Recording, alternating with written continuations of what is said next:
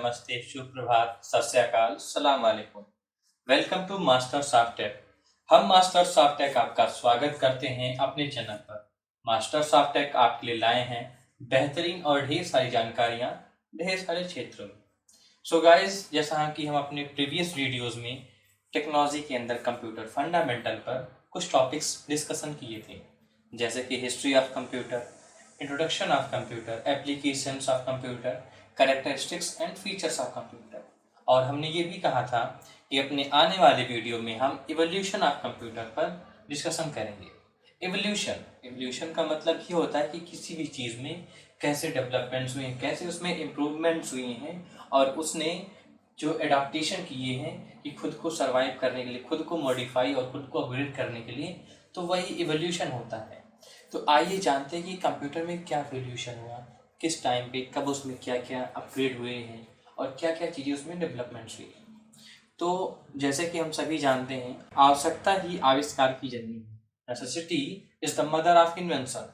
Guys, Blaise Pascal ने पहले mechanical adding machine का इन्वेंशन 1642 में किया था। इसके बाद गाइस 1671 में पीसीडब्ल्यू वॉन लेबनिज एक जर्मन साइंटिस्ट थे, उन्होंने पहले कैलकुलेटर का इन्वेंशन किया जो मल्टीप्लिकेशन कर सकता था। फर्दर यूनाइटेड स्टेट्स ने एक ऐसी मशीन को डेवलप किया जो इनबिल्ट विद कीबोर्ड होता था और वो मैथमेटिकल और लॉजिकल ऑपरेशंस भी परफॉर्म करता था। इसके बाद 1970s में हरमन होल्डिथ ने पंच कार्ड का कॉन्सेप्ट लाया, जो कि हम पहले पढ़ ही चुके हैं। अब आते हैं 19th सेंचुरी में। 19th सेंचुरी में चार्ल्स बेबेज, जो कि एक प्रोफेसर थे कैम्ब्रिज यूनिवर्सिटी में, और उन्हें फादर ऑफ डिजिटल कंप्यूटर के नाम से भी जाना जाता है। उन्होंने डिफरेंस इंजन, इलेक्ट्रिकल इंजन का इन्वेंशन किया था, जो एक कंप्यूटर मॉडिफिकेशन के दौर में, इस इरा में बहुत बड़ा योगदान था। इसके बाद आइए जानते हैं जनरेशन्स ऑफ कंप्यूटर कैसे थी, क्योंकि जब आपको एवोल्यूशन जानना है तो आपको जनरेशन जानना होगा, क्योंकि जब आप जनरेशन जानेंगे तभी आपको पता चलेगा कि जनरेशन बाय जनरेशन क्या क्या मॉडिफिकेशंस, क्या क्या डेवलपमेंट्स हुए थे कंप्यूटर में। जो हमारी पहली जनरेशन थी वो थी 1942 से 1955 तक। इसमें हम वैक्यूम ट्यूब का यूज़ करते थे, जो कि फ्रेजाइल ग्लासेस की बनी होती थी। इसमें एक फिलामेंट भी होता था। इसमें इलेक्ट्रोमैग्नेटिक रिले की मेमोरी यूज़ होती थी और punch card as a secondary memory use होता था। और इसकी जो लैंग्वेज, सपोर्टिव लैंग्वेज थी, वो थी मशीन लेवल लैंग्वेज। और इसमें कुछ मोस्टली साइंटिफिक एप्लीकेशंस और स्टोर्ड कॉन्सेप्ट प्रोग्राम्स ही होते थे। और अगर बात करते हैं कि इसका शेप, इसका साइज, वॉल्यूम, ये सब कैसा था, तो ये बल्कि इन साइज था और हाईली अनरिलायबल था, क्योंकि जो वैक्यूम ट्यूब्स होते थे उसमें जो फिलामेंट होते थे उनका लाइफ टाइम एक लिमिटेड पीरियड तक होता था और कभी कभी वो उसमें फेलियर हो जाता था, तो उसे हम हार्डवेयर फेलियर के नाम से भी जानते थे। तो इन कंप्यूटर्स को मॉनिटर करने के लिए हमें एक पर्सन कंटिन्यूसली वहाँ पर होना चाहिए जो उसको मॉनिटर करे, जो उसकी रखरखाव, उसका देख रेख करे। और गाइस, फर्स्ट जनरेशन के कंप्यूटर्स की जो स्पीड होती थी वो माइक्रो सेकेंड्स में होती थी। फिर आते हैं सेकेंड जनरेशन के कंप्यूटर्स। सेकेंड जनरेशन के कंप्यूटर्स की स्पीड मिली सेकेंड्स में होती थी और इसमें हम एक इलेक्ट्रॉनिक स्विचिंग डिवाइस का यूज़ करते थे जिसे ट्रांजिस्टर्स भी कहते हैं। इसकी जो मेमोरी होती थी वो मैग्नेटिक कोर होती थी और बाद में इसे हम मैग्नेटिक टेप का भी यूज़ करते थे, जो हमें एज अ मेमोरी हेल्प करता था। और या फिर magnetic disk secondary storage device के रूप में भी हम यूज़ करते थे। इसमें जो लैंग्वेज होती थी वो असेंबली लैंग्वेज और मशीन लैंग्वेज दोनों यूज़ होती थी, क्योंकि अभी भी फर्स्ट जनरेशन और सेकेंड जनरेशन के टाइम पर हाई लेवल लैंग्वेज इंट्रोड्यूस नहीं हुई थी। लोगों को हाई लेवल लैंग्वेज या फिर प्रोग्रामिंग लैंग्वेज, कोडिंग लैंग्वेज जो हाई लेवल की थी उनके बारे में आइडिया नहीं था। और ये सब जो फर्स्ट जनरेशन और सेकेंड जनरेशन कंप्यूटर्स थे, इसको कोई स्पेशलिस्ट ही ऑपरेट कर सकता था, क्योंकि जिससे उसे के बारे में अच्छी और डीप नॉलेज होती थी वही उसमें कोडिंग या प्रोग्रामिंग कर सकता था। और एक नॉर्मल पर्सन या फिर एक नॉर्मल ऑफिशियल के लिए ये इजी नहीं था। इसके बाद ये जो सेकेंड जनरेशन के कंप्यूटर्स थे, ये फर्स्ट जनरेशन के कंप्यूटर्स के कंपैरिजन में फास्टर, स्मॉलर और मोर रिलायबल होते थे, इजियर टू प्रोग्राम भी होते थे और इनका जो प्रोडक्शन स्पीड थी, उनकी जो प्रोडक्शन वैल्यू थी, उनकी जो एफर्ट था वो भी उनसे ज़्यादा होता था। फिर इसके बाद आते हैं थर्ड जनरेशन। थर्ड जनरेशन का टाइम जो था वो 1964 टू 1975 तक था। थर्ड जनरेशन में हम एक न्यू डिवाइस का यूज करते थे जिसे आईसी या इंटीग्रेटेड सर्किट कहा जाता था। ये डिवाइस ट्रांजिस्टर से मॉडिफाइड थी और इसमें स्मॉल स्केल इंटीग्रेशन और मीडियम स्केल इंटीग्रेशन टेक्नोलॉजीज का यूज होता था। इसमें लार्जर मैग्नेटिक कोर मेमोरीज होती थी, larger capacity magnetic tape disk होती थी और ये सेकेंडरी स्टोरेज के रूप में भी यूज होती थी। और थर्ड जनरेशन के कंप्यूटर्स को मिनी कंप्यूटर्स के नाम से भी जाना जाता है। थर्ड जनरेशन के कंप्यूटर्स में टाइम शेयरिंग ऑपरेटिंग सिस्टम्स होते थे और थर्ड जनरेशन के कंप्यूटर्स में हाई लेवल प्रोग्रामिंग लैंग्वेज का यूज होता था। इसमें अनबाउंडिंग ऑफ सॉफ्टवेयर फ्रॉम हार्डवेयर भी होता था। थर्ड जनरेशन के कंप्यूटर्स जो होते ये सेकेंड जनरेशन के कंप्यूटर से faster, smaller, more reliable, easier and cheaper to produce commercially और आप कह सकते हैं ऑफिशियली।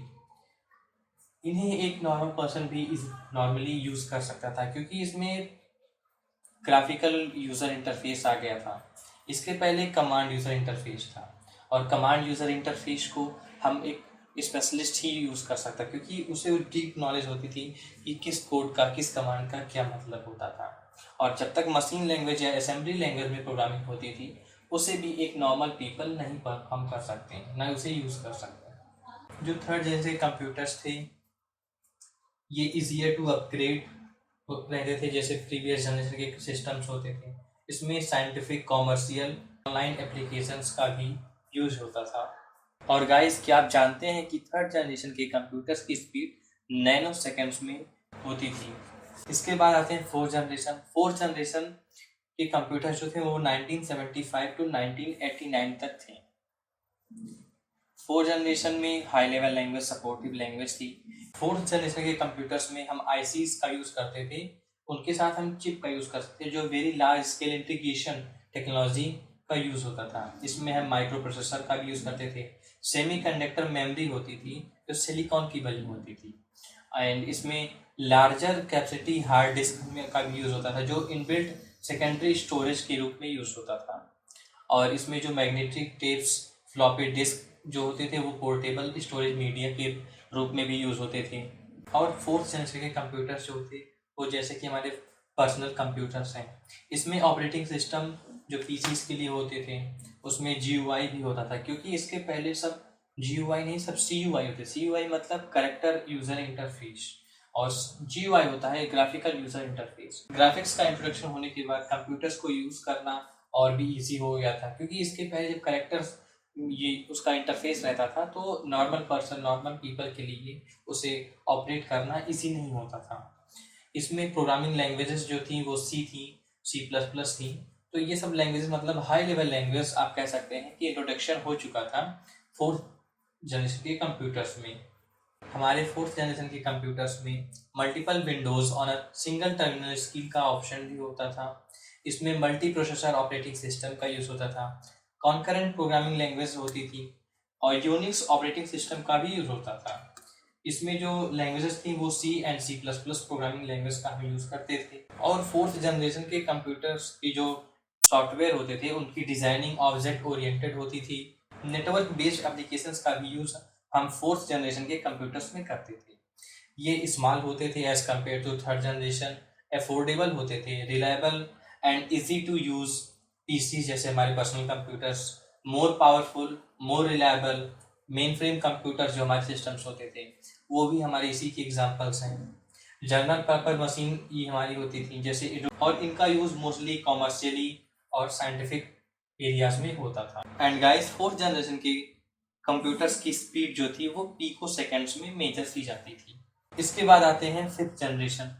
फिफ्थ जनरेशन की जो कंप्यूटर्स थे वो 1989 से अभी प्रेजेंट टाइम तक के जितने भी कंप्यूटर्स हैं ये सभी फिफ्थ जनरेशन के कंप्यूटर्स के अंदर आते हैं।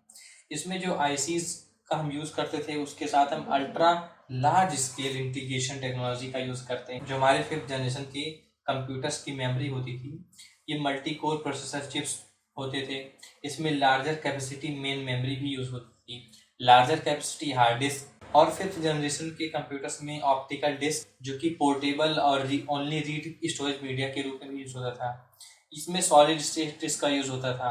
Notebook computers powerful desktop PCs और workstations, very powerful mainframes, supercomputers, ये सभी हमारे आते हैं 5th जनरेशन के कंप्यूटर्स में। इनका जैसे हम हो गया www, world wide web, multimedia application, internet based application, micro kernel, multimedia, multi threading and multi core operating system, Java, Python and programming languages जो हाई लेवल की लैंग्वेज होती है उनका यूज़ हम इसमें करते थे। 5th जनरेशन के कंप्यूटर्स में MPI एंड PVM लाइब्रेरीज होती थी जो पैरेलल प्रोग्रामिंग के लिए यूज होती थी। ये कंप्यूटर्स पोर्टेबल होते थे, handheld mobile smart devices होते थे। 5th जनरेशन के computers more powerful, more cheaper and reliable and easier to use desktop machines होती थी। गाइस 5th जनरेशन का जो मेन फ्रेम था ये बहुत पावरफुल होता था। हॉट पजल्ड कंपोनेंट की वजह से इसका जो अप टाइम था वो बहुत ज़्यादा था और जनरल पर्पस के लिए इस मशीन का यूज़ करते थे, इजियर टू प्रोड्यूस कॉमर्शियली। और इसके बाद इसका यूज़ हम मोस्टली बैंकिंग्स में, रेलवेज में और आज के टाइम पे जो भी जहाँ भी कंप्यूटर्स का यूज़ होता है ये सारे कंप्यूटर्स हमारे 5th जनरेशन के कंप्यूटर्स होते हैं। और 5th जनरेशन के कंप्यूटर्स की जो स्पीड होती है ये भी पिको सेकेंड्स में मेज़र की जाती है। तो गाइस ये थे हमारे 5 generation of computer. 5 generation of computer में हम पढ़ते हैं कि कैसे कैसे कंप्यूटर में कब कब क्या क्या एवोल्यूशन हुई थी और किस किस तरह से हमारे कंप्यूटर कहाँ से कहाँ तक डेवलपमेंट होकर कैसे बना है। गाइस आज के लिए इतना ही, अब मिलते हैं अपने नेक्स्ट वीडियो में। तब तक के लिए enjoy your life, keep practising and for more information join our channel Master Software.